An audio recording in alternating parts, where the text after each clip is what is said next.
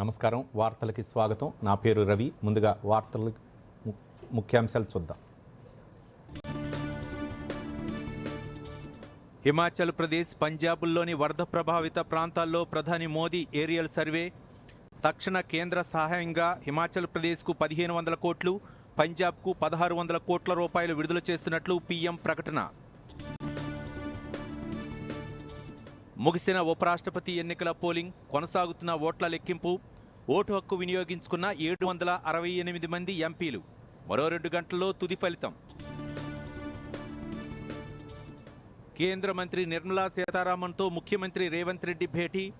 భారీ వర్షాలతో నష్టపోయిన రాష్ట్రానికి నిధులు కేటాయించాలన్న సీఎం. ఇంటిగ్రేటెడ్ స్కూళ్ల నిర్మాణానికి చేయూతనివ్వాలని వినతి. గ్రూప్ 1 మెయిన్స్ జవాబు పత్రాలను తిరిగి మూల్యాంకనం చేయాలని హైకోర్టు ఆదేశం. లేని పక్షంలో మెయిన్స్ పరీక్షను తిరిగి నిర్వహించాలన్న న్యాయస్థానం. హైకోర్టు తీర్పును స్వాగతించిన బీజేపీ, బీఆర్ఎస్. రాష్ట్రంలోని పలు ప్రాంతాల్లో నేటి నుంచి 5 రోజుల పాటు వర్షాలు. హైదరాబాద్ వాతావరణ కేంద్రం వెల్లడి. నేపాల్లో కొనసాగుతున్న ఉద్రిక్తతలు. మాజీ ప్రధానులు, మంత్రుల ఇళ్లపై రాళ్ల దాడులు. ఘర్షణలకు బాధ్యత వహిస్తూ పదవికి రాజీనామా చేసిన ప్రధానమంత్రి ఓలీ. వివరాలు. ఇటీవల భారీ వర్షాలు, వరదలతో తీవ్రంగా దెబ్బతిన్న హిమాచల్ ప్రదేశ్, పంజాబ్ రాష్ట్రాల్లో ప్రధానమంత్రి పర్యటించారు. 2 రాష్ట్రాల్లో ప్రధాని ఏరియల్ సర్వే నిర్వహించి వరద ప్రభావిత ప్రాంతాలను పరిశీలించారు. హిమాచల్ ప్రదేశ్లో తక్షణ కేంద్ర సాయంగా 1500 కోట్ల రూపాయల ప్యాకేజీని ప్రధాని ప్రకటించారు. ప్రకృతి వైపరీత్యంతో మరణించిన వారి కుటుంబ సభ్యులకు 2 లక్షల రూపాయలు, తీవ్రంగా గాయపడిన వారికి 50,000 రూపాయల చొప్పున ఎక్స్గ్రేషియా ఇవ్వాలని అధికారులను ఆదేశించారు. పర్యటనలో భాగంగా ప్రధాని మండి, కుల్లు జిల్లాల్లో ఏరియల్ సర్వే నిర్వహించారు. జూన్ 20 నుంచి సెప్టెంబర్ 8వ తేదీ వరకు ఈ రాష్ట్రంలో క్లౌడ్ బరస్టులు, భారీ వర్షాలకు కొండచర్యలు విరిగిపడిన ఘటనలో సుమారు 4,000 కోట్ల రూపాయలకు పైగా ఆస్తి నష్టం జరిగిందని, 370 మంది వరకు మృతి చెందారని అధికారులు ప్రధానికి తెలియజేశారు. ఏరియల్ సర్వే జరిపిన అనంతరం సంబంధిత అధికారులతో ప్రధాని సమీక్షా సమావేశం నిర్వహించారు.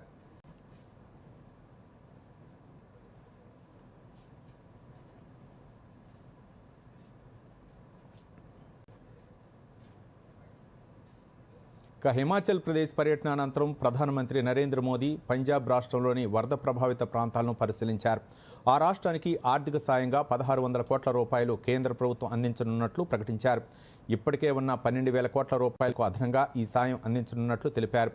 ఎస్డీఆర్ఎఫ్, పీఎం కిసాన్ సమ్మాన్ నిధి 2వ విడత ముందస్తుగా విడుదల చేయనున్నట్లు వెల్లడించారు.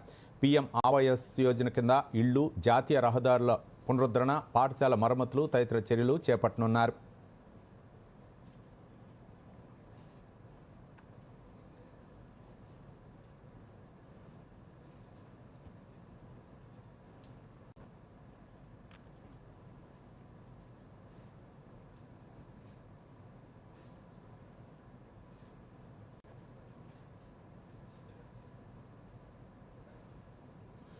ఉపరాష్ట్రపతి ఎన్నికల పోలింగ్ ముగిసింది. జగదీప్ ధన్కడ్ రాజీనామాతో ఖాళీ అయిన ఆ స్థానాన్ని భర్తీ చేసేందుకు కేంద్ర ఎన్నికల సంఘం ఈ ఎన్నికను నిర్వహించింది.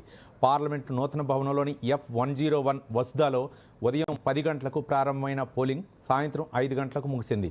పోలింగ్ ప్రారంభమైన వెంటనే పార్లమెంట్ హౌస్కు చేరుకున్న ప్రధాని నరేంద్ర మోదీతో పాటు కేంద్ర మంత్రులు రాజ్నాథ్ సింగ్, అమిత్ షా, జేపీ నడ్డా, రామ్మోహన్ నాయుడు తదితరులు తమ ఓటు హక్కును వినియోగించుకున్నారు.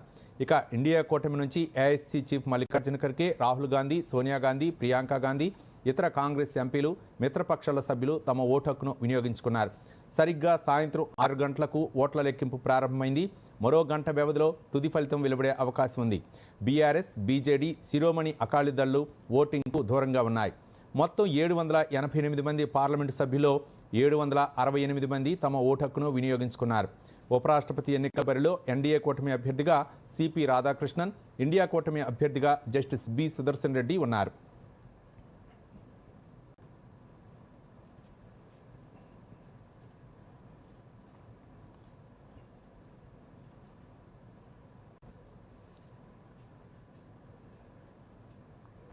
ఢిల్లీ పర్యటనలో ఉన్న ముఖ్యమంత్రి రేవంత్ రెడ్డి కేంద్ర ఆర్థిక శాఖ మంత్రి నిర్మలా సీతారామన్తో భేటీ అయ్యారు. ఈ సమావేశంలో ప్రధానంగా ఇటీవల తెలంగాణలో భారీ వర్షాల కారణంగా జరిగిన పంట, ఆస్తి నష్టంపై నివేదికను కేంద్ర మంత్రికి సమర్పించారు. విపత్తుతో సర్వం కోల్పోయిన ప్రజల్ని ఆదుకునేందుకు యుద్ధ ప్రాతిపదికన రాష్ట్రానికి వెంటనే నిధులు కేటాయించాలని ముఖ్యమంత్రి విజ్ఞప్తి చేశారు. అలాగే రాష్ట్రంలో పేద మధ్యతరగతి విద్యార్థులకు అంతర్జాతీయ స్థాయి విద్యను అందించాలనే లక్ష్యంతో ప్రభుత్వం తలపెట్టిన ఇంటిగ్రేటెడ్ స్కూళ్ల నిర్మాణానికి కూడా నిధులు మంజూరు చేయాలని కోరారు. కేంద్ర మంత్రితో జరిపిన చర్చల వివరాలను పార్లమెంటు సభ్యులు మల్లు రవి మీడియాకు వివరించారు.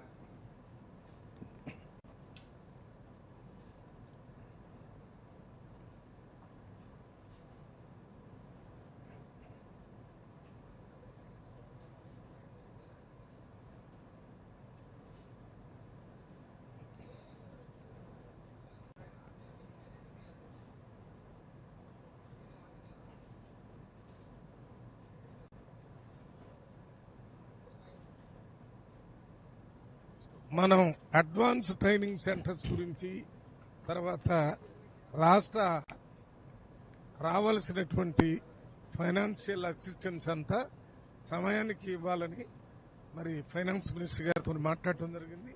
మినిస్టర్ గారు సానుకూలంగా స్పందించారు. 10-15 రోజుల్లో మళ్ళీ దీనికి సంబంధించి మీకు వివరాలు పంపిస్తానని చెప్పారు. దాని ప్రకారం రాష్ట్ర ప్రభుత్వం పనిచేసుకోవచ్చు అని చెప్పారు. గతేడాది Telangana public service commission TGPSC నిర్వహించి గ్రూప్ 1 మెయిన్స్ జవాబు పత్రాలను తిరిగి మూల్యాంకనం చేయాలని హైకోర్టు ఆదేశించింది.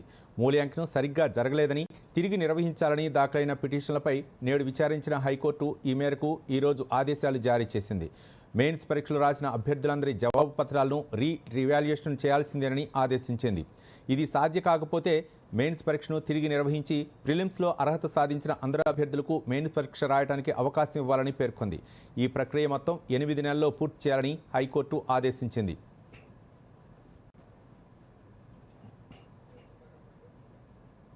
ఇవాళనే ఒక డీటెయిల్ తీర్పు వచ్చింది.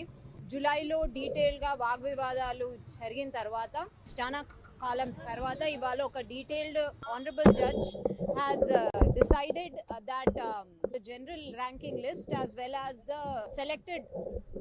సెలెక్షన్ లిస్ట్ దాన్ని సెట్ అసైడ్ చేస్తూ రీవాల్యుయేషన్కి డైరెక్షన్స్ ఇచ్చారు. ఈ రీవాల్యుయేషన్ 8 monthsలోగా కంప్లీట్ చేయాలి. అది కాని పక్షాన the group 1 mains exam is to be cancelled, or rather it stands cancelled, and all the candidates who passed in the preliminary examinations వాళ్ళ కోసము రీ-ఎగ్జామినేషన్స్ కండక్ట్ చేయడం జరుగుతుంది. ఇవాళ ఇచ్చిన జడ్జ్మెంట్ సారాంశం. గ్రూప్ 1పై హైకోర్టు తీర్పును బీజేపీ, బీఆర్ఎస్లు స్వాగతించాయి. తీర్పుపై బీఆర్ఎస్ నాయకులు మాజీ మంత్రులు కేటీ రామారావు, హరీష్ రావులు స్పందించారు. హైకోర్టు తీర్పు దృష్ట్యా గ్రూప్ 1 పరీక్ష నిర్వహణకు సంబంధించి కాంగ్రెస్ ప్రభుత్వం యువతకు క్షమాపణ చెప్పాలని డిమాండ్ చేశారు. పరీక్షా కేంద్రాల కేటాయింపు, హాల్ టికెట్ల జారీ, పరీక్షా ఫలితాల వంటి పలు అంశాల్లో ఉన్న అనుమానాలను హైకోర్టు తీర్పు బలం చేకూర్చిందన్నారు. హడావుడిగా పరీక్షలు నిర్వహించి అవకతవకలకు చోటివ్వడంతో విద్యార్థులు, నిరుద్యోగులు ఇబ్బందులు ఎదుర్కొంటున్నారని వేర్వేరు ప్రకటనలో వారు పేర్కొన్నారు. కాగా హైకోర్టు తీర్పు వెలువడిన నేపథ్యంలో గ్రూప్ 1 అభ్యర్థులు కేటీఆర్తో సమావేశమయ్యారు. ఈ సందర్భంగా కేటీఆర్ మాట్లాడుతూ పరీక్షల నిర్వహణలో ప్రభుత్వం విఫలమైందని విమర్శించారు. కోర్టును ఆశ్రయించిన విద్యార్థులకి, నిరుద్యోగులకి ఇవాళ కోర్టు ఒక శుభవార్త చెప్పింది. ఎస్, మీరు చెప్పేది కరెక్టే, ఏదో లోటుపాట్లు ఖచ్చితంగా జరిగినాయి ఈ పరీక్ష నిర్వహణలో. ఈ పరీక్షను రద్దు చేయండి లేదా రీవాల్యుయేషన్ చేయండి అని 8 నెలల లోపల ఈ కార్యక్రమాన్ని చేయాలని చెప్పి రాష్ట్ర ప్రభుత్వానికి కోర్టు ఆదేశించడం జరిగింది. నేను రాష్ట్ర ప్రభుత్వాన్ని ఒకటే కోరుతా ఉన్నా, బేసిజానికి పోకండి, అనవసరపు హడావుడి చేయకండి, పిల్లల బాధ వినండి. ఎందుకంటే వాళ్ళు ఏండ్ల తరబడి ప్రిపేర్ అయినారు, వాళ్ళ ఓట్లతోనే మీరు గెలిచినారు, వాళ్ళ కష్టంతోనే ఇలా మీరు గద్దెనెక్కి కూర్చున్నారు. వాళ్ళకు అన్యాయం చేయకండి, వాళ్ళను ఏదో రాజకీయ రంగు పులిమి వాళ్ళని ఇలా అడ్డం పెట్టుకొని గలీజు రాజకీయం చేయొద్దని చెప్పి నేను కోరుతా ఉన్నాను. గ్రూప్ 1 పరీక్షా పత్రాల రీవాల్యుయేషన్ చేయాలని హైకోర్టు తీర్పు ఇవ్వటం రాష్ట్ర ప్రభుత్వానికి చెంపపెట్టు అని బీజేపీ తెలంగాణ రాష్ట్ర అధ్యక్షుడు ఎన్ రామచంద్రరావు అన్నారు. గ్రూప్ 1 నిర్వహణలో గందరగోళం సృష్టించి రాష్ట్ర ప్రభుత్వం పూర్తిగా విఫలమైందన్న విషయాన్ని తాము మొదటి నుంచి చెబుతున్నామని ఆయన గుర్తు చేశారు. నోటిఫికేషన్ విడుదల నుంచి ఆన్సర్ షీట్స్ మూల్యాంకనం వరకు అన్ని తప్పుడు విధానాల్ని టీజీపీఎస్సీ అవలంబించిందని రామచంద్రరావు ఆరోపించారు. పరీక్షల నిర్వహణలో అవకతవకలపై తమ పార్టీ నేతలు, కేంద్ర మంత్రులు జి కిషన్ రెడ్డి, బండి సంజయ్ సహా పార్టీ ప్రజాప్రతినిధులు ప్రత్యక్ష పోరాటం చేశారని రామచంద్రరావు గుర్తు చేశారని ఒక ప్రకటనలో పేర్కొన్నారు. రాష్ట్రంలో ప్రతి జిల్లాలో క్యాన్సర్ డే కేర్ సెంటర్లను ప్రభుత్వం ప్రారంభించింది. అన్ని జిల్లా కేంద్రాల్లోని ప్రభుత్వ జనరల్ ఆసుపత్రిలో క్యాన్సర్ డే కేర్ సెంటర్లను రాష్ట్ర ఆరోగ్య వైద్య శాఖ మంత్రి దామోదర రాజనరసింహ సంగారెడ్డి మెడికల్ కాలేజీ నుంచి వర్చువల్గా ప్రారంభించారు.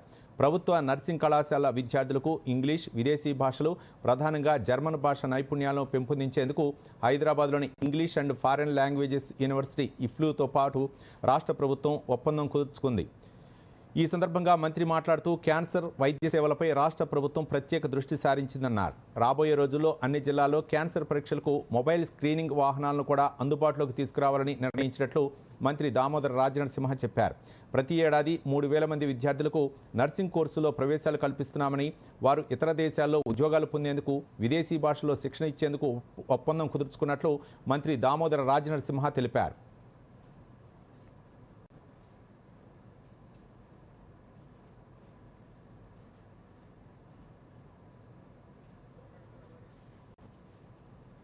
So let us be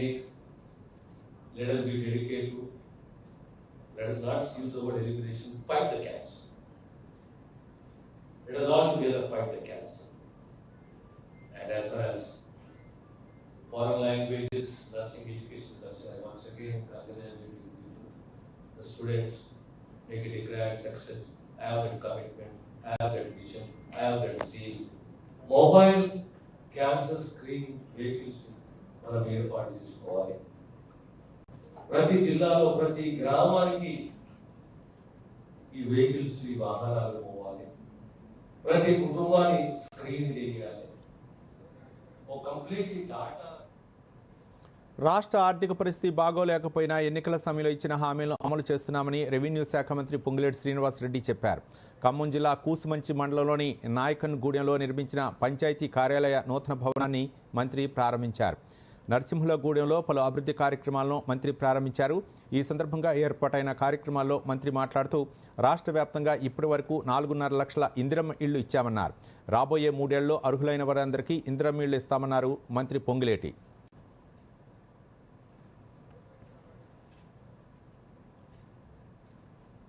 గౌరవ ముఖ్యమంత్రి రేవంత్ రెడ్డి గారి నాయకత్వంలోని ఈ ప్రభుత్వం రాష్ట్ర ఆర్థిక పరిస్థితి బాగలేకపోయినా పేదవాళ్ల దీవెనలతో వచ్చిన ఈ ప్రభుత్వం భవిష్యత్తులో కూడా పేదవారి కోసమే మరిన్ని సంక్షేమ కార్యక్రమాలు తప్పకుండా అందిస్తుందని మనస్ఫూర్తిగా తెలియజేస్తూ, ఇందిరమ్మ ఇళ్ల విషయంలో కూడా నా ఆడబిడ్డలు ఇంకా అర్హులైన వాళ్ళు చాలా మంది ఉన్నారు. రాబోయే రోజుల్లో ఇంకా 3 విడతల్లో ప్రతి గ్రామంలో అర్హులైన పేదవాళ్ళు ఎవరైతే ఉన్నారో వాళ్ళందరికీ ఇందిరమ్మ ఇళ్లు ఇవ్వటం జరుగుద్దని కూడా తెలుపుతూ మీ అందరి దగ్గర సెలవు తీసుకుంటున్నాం. ఇప్పుడు ప్రకటనలు.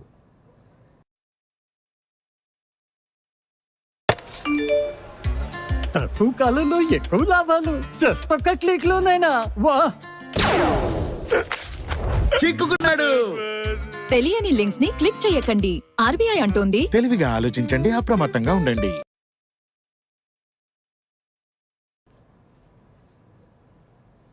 వార్తలకు పునఃస్వాగతం.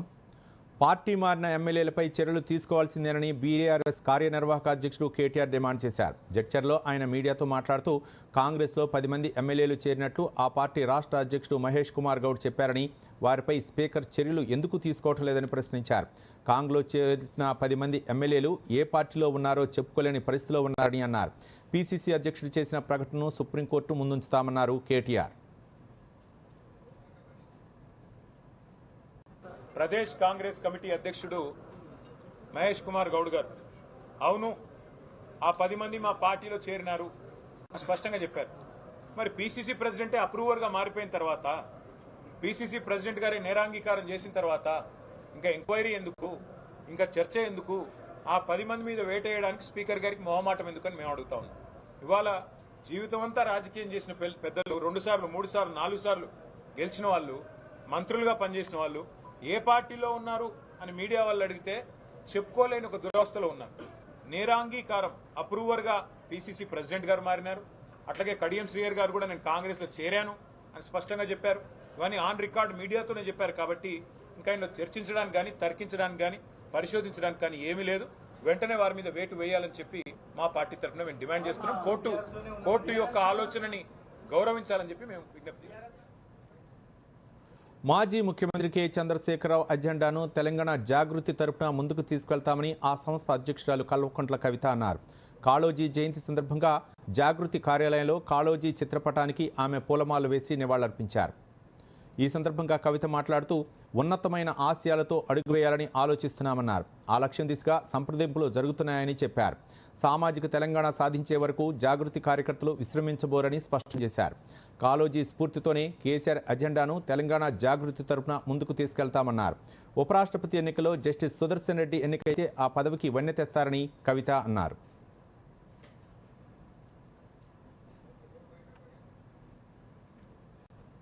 కవులు రచయితలందరినీ కలుస్తాం, వారి యొక్క ఒపీనియన్స్ తీసుకుంటాం.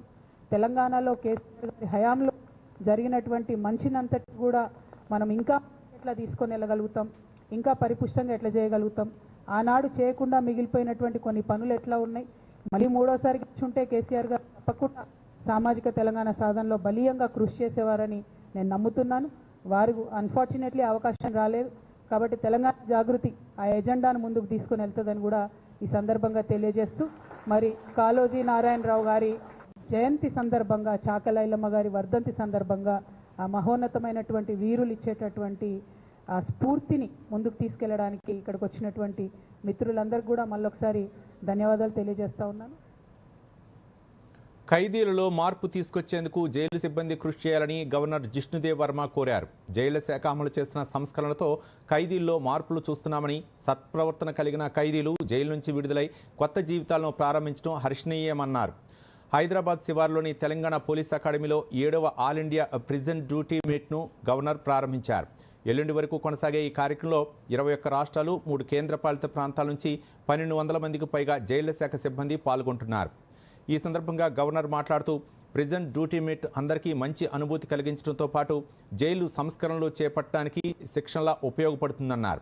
గణతంత్ర దినోత్సవం సందర్భంగా మంచి ప్రవర్తనతో ఉన్న 231 మంది ఖైదీలు విడుదలయ్యారని, వారు కొత్త జీవితం సాగించేందుకు జైలు జీవితంలో పొందిన వృత్తి శిక్షణలు ఎంతగానో దోహదపడతాయని గవర్నర్ పేర్కొన్నారు. ఈ సందర్భంగా టెక్నాలజీ, వృత్తి శిక్షణ, సంక్షేమ కార్యక్రమాలపై ప్రదర్శనలు ఆకట్టుకున్నాయని గవర్నర్ ప్రశంసించారు. After a whole decade, this distinguished national event returns to Telangana. It is our privilege to welcome more than 1,200 prison personnel from 21 states and 3 union territories gathered here as one family of service. Our cultural programs will further weave together the rich diversity of our states, reminding us of our unity in diversity. I must place on record the progressive steps of the Telangana government in correctional reforms. On Republic Day 2024, 231 prisoners were granted premature release. నేపాల్లో గత 2 రోజులుగా సాగుతున్న ఘర్షణలకు బాధ్యత వహిస్తూ ప్రధానమంత్రి KP Sharma ఓలీ తమ పదవికి రాజీనామా చేశారు. ఆయన రాజీనామాను దేశ అధ్యక్షుడు రామచంద్ర పౌడిల్ ఆమోదించారు. నిన్నటి ఆందోళనలో మరణాలకు బాధ్యత వహిస్తూ కేపీ శర్మా ఓలీ రాజీనామా చేయాలని, దేశాన్ని విడిచిపోవాలంటూ 2వ రోజు యువత రోడ్డెక్కారు. అవినీతి పరులపై చర్యలు తీసుకోవాలంటూ నినాదాలు చేశారు. నిషేధాజ్ఞలు లెక్క చేయకుండా వీధుల్లోకి వచ్చి నిరసనలకు దిగారు. అడ్డుకోవడానికి ప్రయత్నించిన భద్రతా బలగాలతో ఘర్షణకు దిగారు. బక్తాపూర్లోని బాలకోట్లో ఉన్న ఓలీ ప్రైవేట్ నివాసానికి నిప్పు పెట్టారు. తర్వాత బల్వతార్లోని అధికారిక నివాసంలోకి చొచ్చుకెళ్లారు. ప్రభుత్వానికి వ్యతిరేకంగా నినాదాలు చేశారు. ఈ నేపథ్యంలో ప్రధాని ఓలీ పదవికి రాజీనామా చేశారు.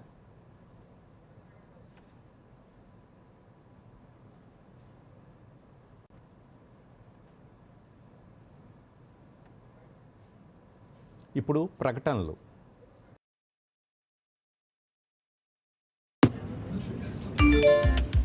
Work from home, high salary, just ఒక్క క్లిక్ లో. అరే వా, చిక్కుకుంది. తెలియని లింక్స్ ని క్లిక్ చేయకండి. ఆర్బీఐ అంటోంది, తెలివిగా ఆలోచించండి, అప్రమత్తంగా ఉండండి. 4-5 రోజుల నుంచి జ్వరంగా ఉంది. తల, శరీరంలోని జాయింట్లు, కళ్ళ వెనుక కూడా నొప్పిగా ఉంది. శరీరంపై ఎర్రటి దద్దుర్లు కూడా. ఇవి డెంగ్యూ లక్షణాలు. డెంగూనా? భయపడొద్దు. డెంగ్యూ ఒక సాధారణ వైరల్ జ్వరం.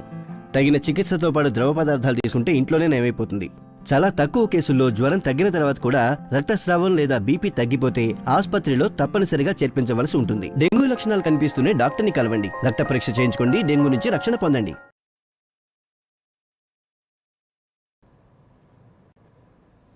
వార్తలకు పునఃస్వాగతం. నేపాల్ ఉద్రిక్తతల నేపథ్యంలో భారత విదేశాంగ మంత్రిత్వ శాఖ కీలక ప్రకటన చేసింది. ప్రవాస భారతీయులు జాగ్రత్తలు పాటించాలని సూచించింది. అలాగే ఆ దేశానికి వెళ్లే వారికి అడ్వైజరీ జారీ చేసింది. ఆ వివరాలు చూద్దాం.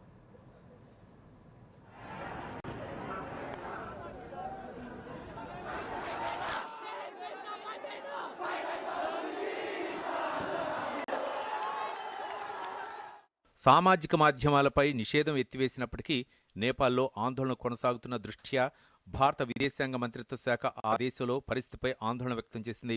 పరిస్థితిని నిశితంగా పరిశీలిస్తున్నామని తెలిపింది.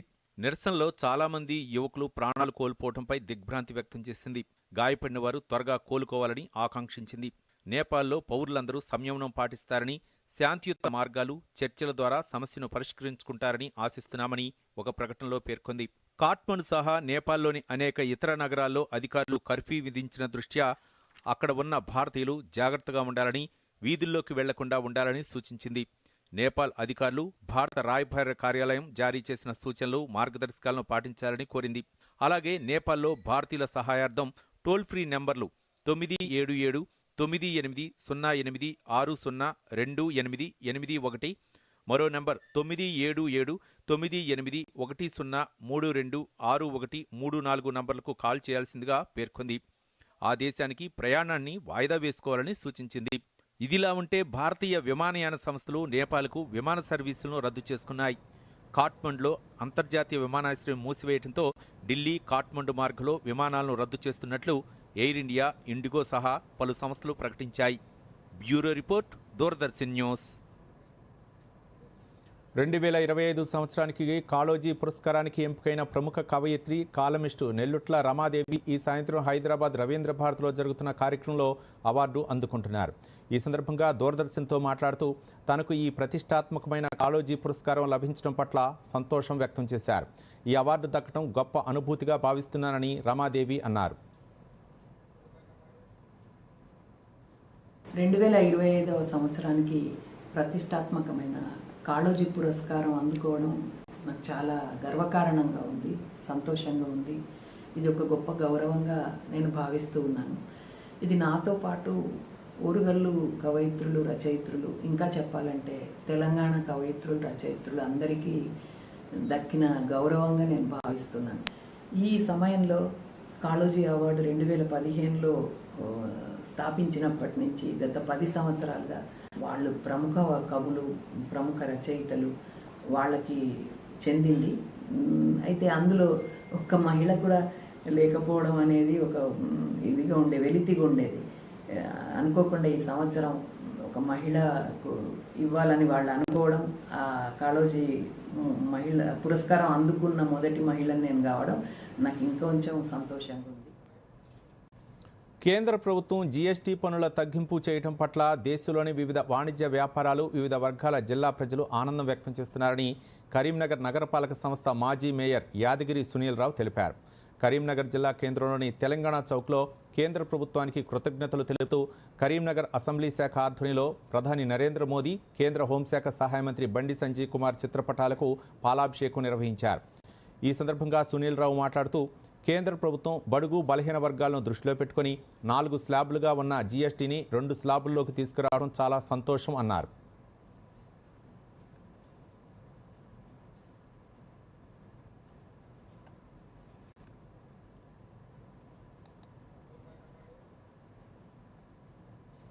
ఈరోజు గతంలో ఏ వస్తువుకు ఒక సామాన్య పౌరుడు ఇల్లు కట్టుకోవాలన్నా కూడా మరి 18%, 25% స్లాబ్ల విధానంతో కొంత ఇబ్బంది పడ్డవాడ వాస్తవం. అదేవిధంగా చాలామంది చిన్న ఇంట్లో గృహోపకరణాలు కావచ్చు, ఇంట్లో డైలీ వాడే వస్తువులు కావచ్చు, సో అన్నిటి కూడా మరి 12%, 18% స్లాబ్ ఉండడం వల్ల కొంత సామాన్యులపై భారం పడ్డదాన్ని గుర్తించి ఈరోజు వాటన్నిటిని కూడా 5% లోపలికి తీసుకురావడం.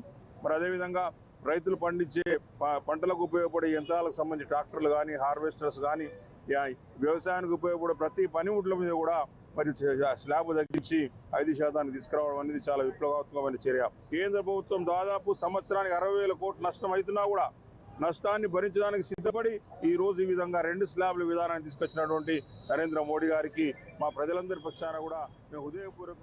హైదరాబాద్ బొల్లారంలోని రాష్ట్రపతి నిలయంలో తెలుగు భాషా వారోత్సవాలు నిర్వహించారు. ఈ సందర్భంగా రాష్ట్రపతి నిలయం కార్యనిర్వహణాధికారి డాక్టర్ రజనీ ప్రియ మాట్లాడుతూ గత 3 ఏళ్లుగా రాష్ట్రపతి నిలయంలో తెలుగు భాషా వారోత్సవాలు నిర్వహిస్తున్నట్లు చెప్పారు. తేనెలుకు భాష మన తెలుగు భాష, అమ్మదనం నిండిన కమ్మనైన భాష మన తెలుగు భాష అని అన్నారు. తెలుగు భాష గొప్పదనం గురించి భవిష్యత్ తరాలకు తెలిపేందుకు తెలుగు భాషా వారోత్సవాలు నిర్వహిస్తున్నట్లు ఆమె చెప్పారు.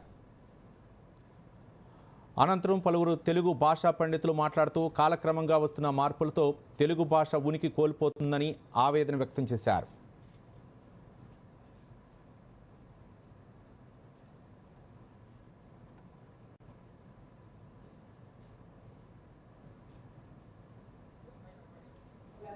తెలుగు భాషా దినోత్సవం సందర్భంగా 29 ఆగస్టు శ్రీ గిడుగు రామ్మూర్తి గారి జన్మదినోత్సవాన్ని పురస్కరించుకొని, అలాగే ఆగస్టు 9 శ్రీ కాళోజీ నారాయణరావు గారి జన్మదినోత్సవాన్ని పురస్కరించుకొని ఈ మధ్య కాలంలో తెలుగు భాషా వారోత్సవాలుగా రాష్ట్రపతి నిలయంలో కార్యక్రమాలు నిర్వహించుకోవడం జరుగుతుంది.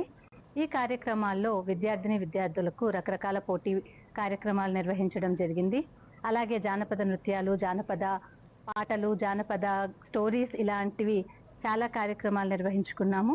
వివిధ కళాశాలల నుంచి అలాగే డిఫరెంట్ ఆర్గనైజేషన్స్ నుంచి చాలామంది తెలుగు కవులని, వక్తలని పిలిపించి పిల్లలకు తెలుగు వాడుక భాష ఉపయోగం గురించి చెప్పడం జరిగింది. తెలుగుని ఖచ్చితంగా మనం సజీవంగా ఉంచుకోవాలి అన్నప్పుడు తెలుగు భాషకి సంబంధించిన ఒక అవేర్నెస్ కలిగించడానికి రకరకాల కార్యక్రమాలు ఇక్కడ నిర్వహిస్తూ ఉన్నాము. 1000 సంవత్సరాల చరిత్ర గల తెలుగు భాష మనది ప్రాచీన భాష అని 2008లోనే మన దేశం నిర్ణయించినప్పటికీ కూడా ఇంకా తెలుగు వెలుగులోకి రావడం లేదు.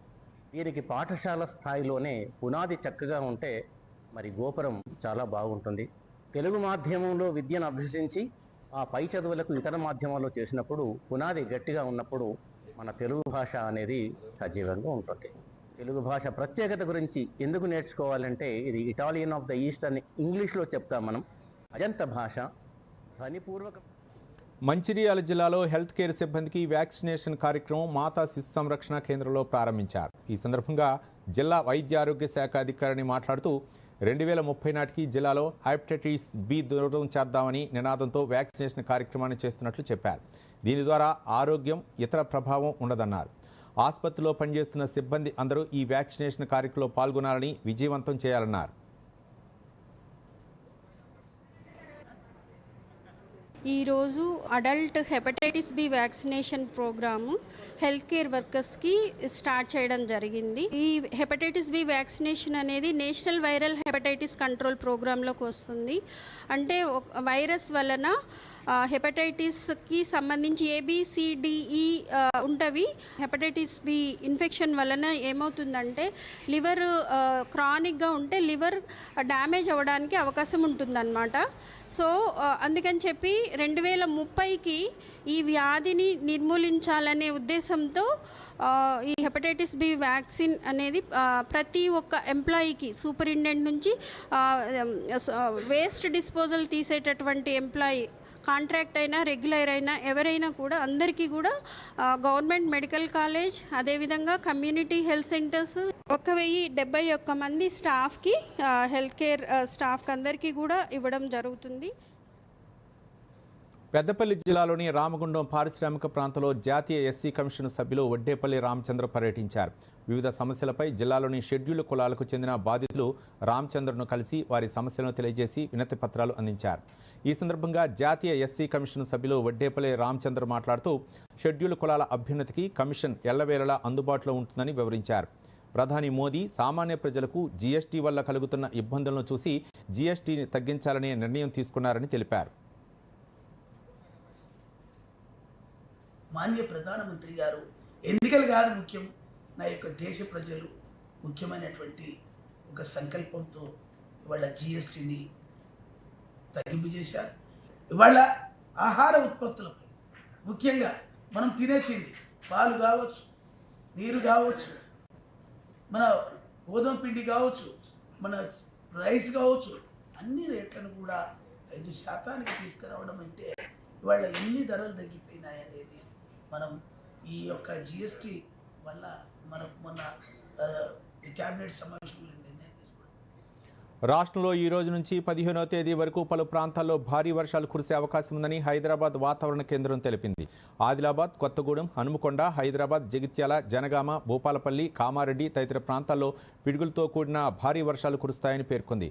మిగతా ప్రాంతాల్లో ఓ మోస్తరు వర్షాలు కురిసే అవకాశాలున్నాయని వాతావరణ శాఖ తెలిపింది. ఇక మరోసారి ముఖ్యాంశాలతో ఈ వార్తల్ని ముగిద్దాం. నమస్కారం. హిమాచల్ ప్రదేశ్, పంజాబ్లోని వరద ప్రభావిత ప్రాంతాల్లో ప్రధాని Modi aerial survey.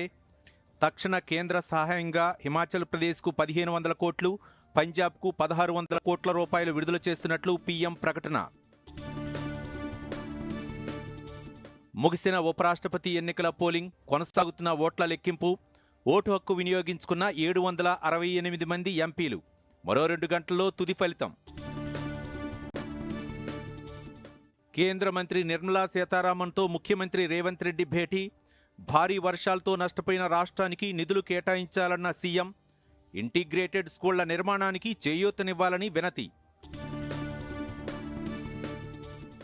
Group 1 mains జవాబు పత్రాలను తిరిగి మూల్యాంకనం చేయాలని హైకోర్టు ఆదేశం. లేని పక్షంలో మెయిన్స్ పరీక్షను తిరిగి నిర్వహించాలన్న న్యాయస్థానం. హైకోర్టు తీర్పును స్వాగతించిన బీజేపీ, బీఆర్ఎస్. రాష్ట్రంలోని పలు ప్రాంతాల్లో నేటి నుంచి 5 రోజుల పాటు వర్షాలు. హైదరాబాద్ వాతావరణ కేంద్రం వెల్లడి. నేపాల్లో కొనసాగుతున్న ఉద్రిక్తతలు. మాజీ ప్రధానులు, మంత్రుల ఇళ్లపై రాళ్ల దాడులు. ఘర్షణలకు బాధ్యత వహిస్తూ పదవికి రాజీనామా చేసిన ప్రధానమంత్రి ఓలీ. దూరదర్శన్ యాదగిరి వార్తలను ఇప్పుడు సోషల్ మీడియాలో కూడా చూడొచ్చు. యూట్యూబ్ అయితే డిడి న్యూస్ తెలంగాణ, ఎక్స్ వేదికగా అయితే DD news Telangana @DD Yadagiri news, Facebook అయితే డిడి న్యూస్ తెలంగాణలో చూసి సబ్స్క్రైబ్ చేసి లైక్ చేయండి, షేర్ చేయండి.